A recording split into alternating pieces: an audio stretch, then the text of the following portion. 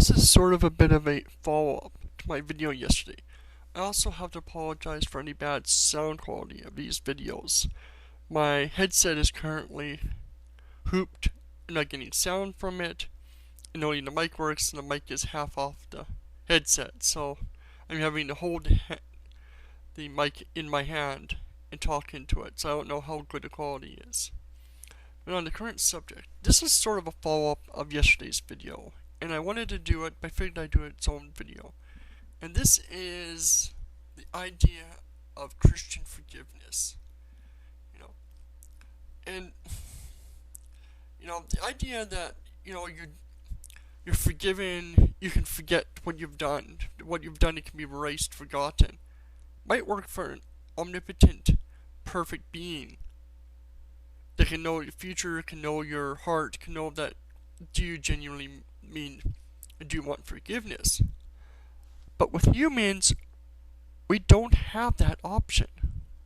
We don't have the option of saying, well, this child molester has asked for forgiveness and we should give him forgiveness. Jesus would forgive him and forget. Well, we're human. We don't have that option. People use this all the time for abuse. To abuse the system. Oh, I cheated my wife. I'm so sorry. I asked for forgiveness and suddenly it's all fine and dandy. No, that's not how it works. People will use this as an excuse. They know that Christians and religions in general will say, oh, well, now he's religious, he's changed, he's no longer his old ways. And people may genuinely change and they may genuinely improve. I'm not saying people can't. The problem is, how do you tell? The Catholic Church, many of the issues was, with the pedophile priests. The priests said they asked for forgiveness, they said they were sorry, and they get moved off, and then you do it right back again. Some of them may have actually genuinely stopped, but many of them didn't.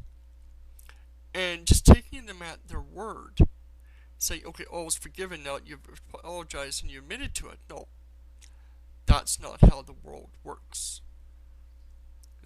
People don't have the capacity to really tell if somebody's telling the truth or not. Best you can do is give your best judgment. But even then, I wouldn't, just outright trust someone. We shouldn't forget what people do. We shouldn't forget their past deeds. We should maybe not let it cloud our judgment, but at the same time, don't cloud the judgment now when he's forgiven. And this is a horrible system, and I think it's got a lot of danger to it. We talked about last year about the judge that for misdemeanors was saying, you can go to jail for the time, or you can go to church, as if going to church is going to cure all crimes.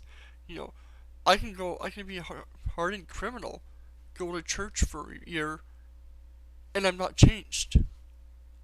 Maybe if somebody goes into it wanting to change, but not everybody is, and it's and to assume that it's going to change people, isn't the way to do it. I don't know. Let me hear your thoughts. What you think of this? Do you agree or disagree? Because I find it's a really disturbing trend. Well, I can't really call it a trend. It's been here since Christianity's beginnings, but it's kind of problematic and worrisome. This whole idea. We can't, let religion cloud people's judgment and whatnot. Don't give people undue doubt and respect just because, they're not religious. Oh, he's religious, so therefore everything he's done in the past he must have changed. No. Past deeds still have an effect. And people can change. But people also can't change. Some people can't. Some people don't want to. For chemical reasons, selfish reasons, whatever. Don't just assume it. And don't base your life on it. This goes back to the idea of being skeptical. Don't assume something just because you want it. Just because because your religion says it can change people's hearts, don't just automatically assume when somebody says they've changed their heart that they have. Give them, test them, watch them for a while. You can't just blindly accept everything that fits into your world belief just because you want it to. Please, think before you act. Think before you do something stupid, especially if there's lives or children at stake and whatnot. Comment down below if you agree or disagree. Let me know your thoughts.